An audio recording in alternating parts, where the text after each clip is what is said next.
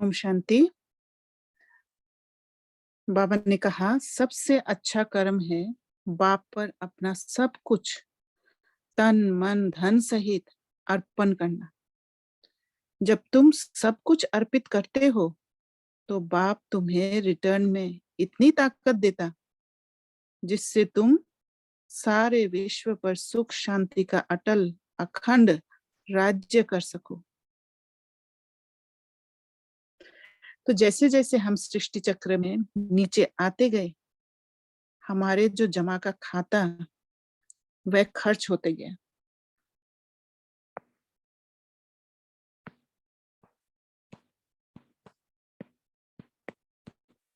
क्योंकि हम अर्न नहीं कर रहे, सिर्फ जमा हुआ है, उसको हम खर्च करते गए। और खर्च करने से क्या होता है? खाली हो जाता है, क्योंकि हम अब भर नहीं रहे हैं, सिर्फ खर्च किया। तो डेबिट होते होते, खर्च माना डेबिट, डेबिट होते होते हम कहाँ जाते हैं? डेट में चले जाते हैं, कर्जा हो जाता है।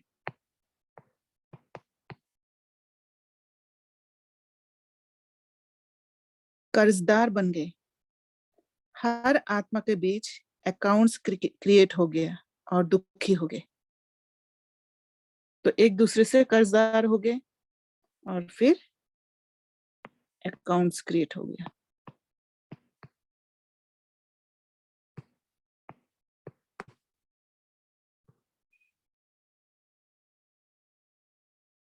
और कभी ना हम उस अकाउंट को सेटल कर पाए, क्योंकि नॉलेज ही नहीं था।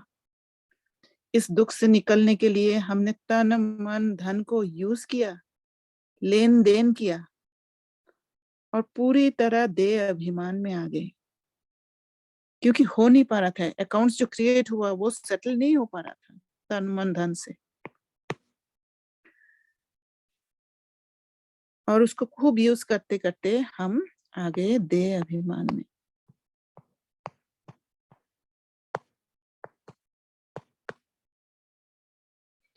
आत्मा का कर्म जो है, हर कर्म किस में परिवर्तन हुआ? विक्रम बन गया।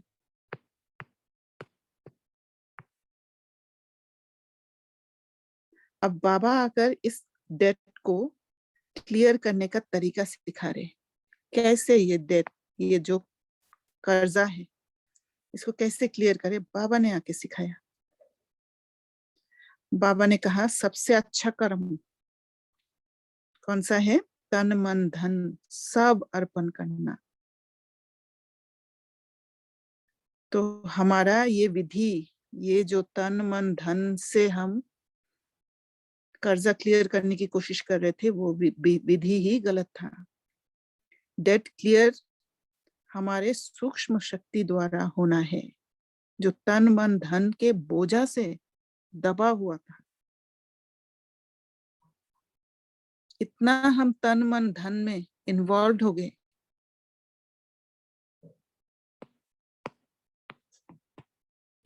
जो जो हमारे सूक्ष्म शक्तियां, वो सब दबा हुआ रह गया। इसलिए बाबा को जब अर्पण करते हैं, जब ये सारे चीज बाबा को अर्पण करते हैं, ये जो बोझा है आत्मा से उतर जाती है। ये सारा बोझा है आत्मा से उतर जाने के कारण बाबा रिटर्न में बाबा पे करते हैं। तो रिटर्न का एक अर्थ, जो बाबा ने कहा रिटर्न, रिटर्न का एक अर्थ पे है। तो बाबा पे करते हैं, क्रेडिट कर देते हैं। जो डेबिट हो गया उसको क्रेडिट कर देते हैं। वो सारे कर्जा, डेट्स चुका देते हैं। और जैसे ही चुका देते हैं, आत्मा में ताकत आ जाती है।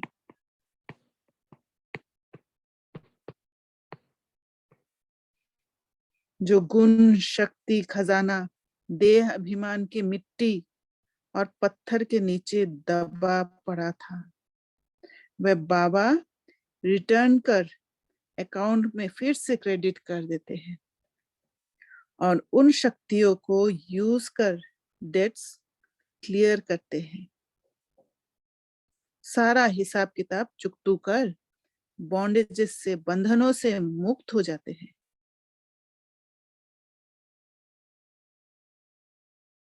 और हम विश्व पर सुख शांति का अटल अखंड राज्य करते हैं।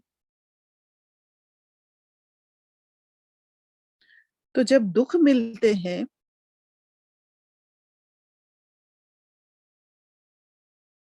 जब तन मन धन यूज करके हम कर्जा चुकतू नहीं कर पाते हैं तो दुख मिलता है, और जब दुख मिलता है तो फिर कर्जा कर लेते हैं, विकार को यूज करते हैं ना। इसलिए ये विकार से हम कर्जा चुका नहीं सकते। हम बच्चों को डेट चुकाने के लिए बाबा क्रेडिट करते हैं और हम कर्जा से फ्री होकर सुख भोगते हैं।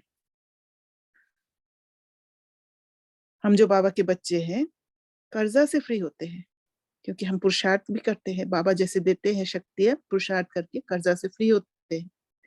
बाकी आत्माओं को क्रेडिट ना मिलने के कारण उनका तो डेबिट हो रखा है। बाकी जो आत्माएं हैं जो बाबा के बच्चे नहीं है उनको जो डेबिट हो रखा है वो डेबिट ही रह जाता है, वो क्रेडिट नहीं हो पाता है क्योंकि बाबा को पहचान नहीं पाया, इसलिए दुखी रहते हैं। और दुखी रहने के कारण वो बाबा को पुकारते हैं, रहम करो कहते हैं, और साथ में मोक्ष को पाने का इच्छा रखते हैं।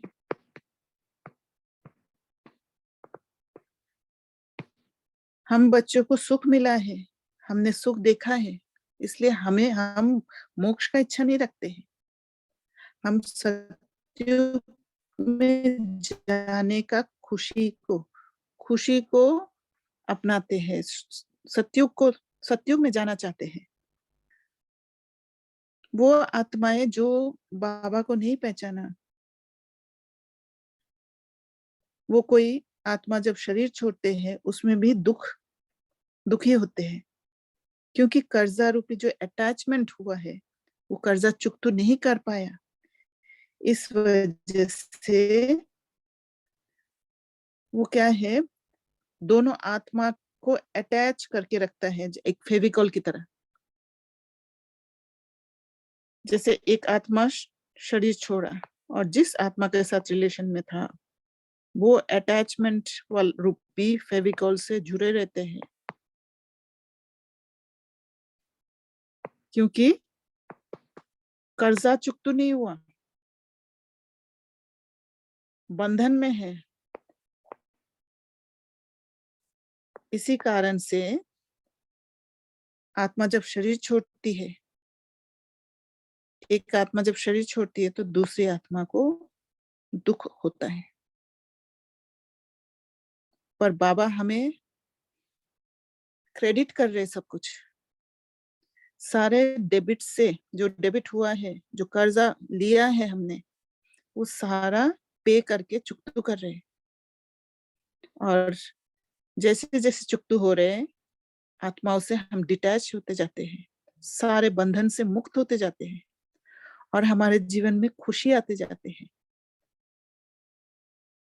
इसलिए हम कोई आत्मा शरीर छोड़ने से रोते नहीं